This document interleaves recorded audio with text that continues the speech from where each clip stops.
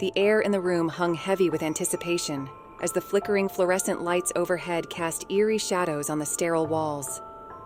A cold chill ran down my spine as I stood among the group of Insomniacs, each one of us a desperate soul seeking solace from the relentless torment of sleeplessness. We were all here for the same reason, a sleep experiment promising a cure that seemed too good to be true. The room itself was nondescript, a clinical setting that did little to ease the anxiety gnawing at the edges of my mind. The scientist in charge, Dr. Montgomery, was a tall and gaunt figure with piercing eyes that seemed to peer into the depths of our souls. His voice echoed through the room as he explained the details of the experiment, his words laced with a strange combination of enthusiasm and detachment. "We have developed a groundbreaking technology that will rewire the neural pathways responsible for sleep," Dr. Montgomery declared, a glint of excitement in his eyes. "You are all volunteers, brave souls willing to take part in this revolutionary experiment.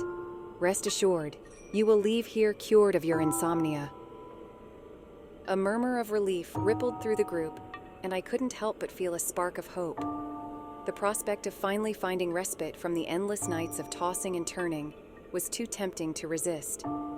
We were led to individual rooms, each equipped with a bed and monitoring devices that tracked our brain activity. As I settled onto the crisp white sheets, a sense of trepidation gripped me. The room was dimly lit, and the hum of machinery filled the air.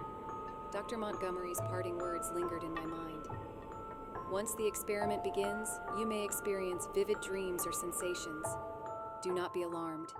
It's all part of the process." The lights dimmed further, plunging the room into near darkness.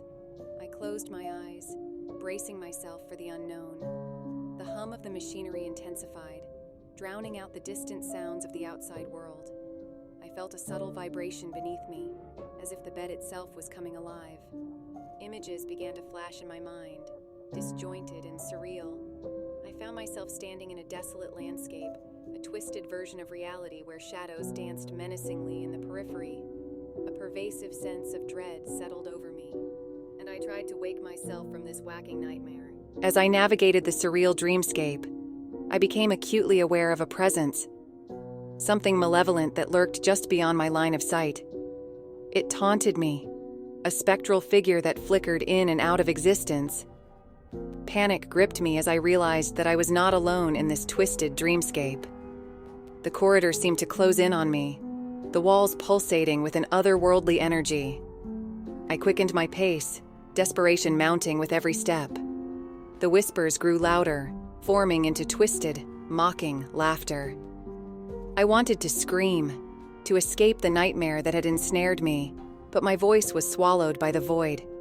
Suddenly, the dream shifted, and I found myself back in the sterile room. The machinery hummed softly, and I opened my eyes to the dim light. Sweat coated my trembling body as I struggled to comprehend the reality of my surroundings.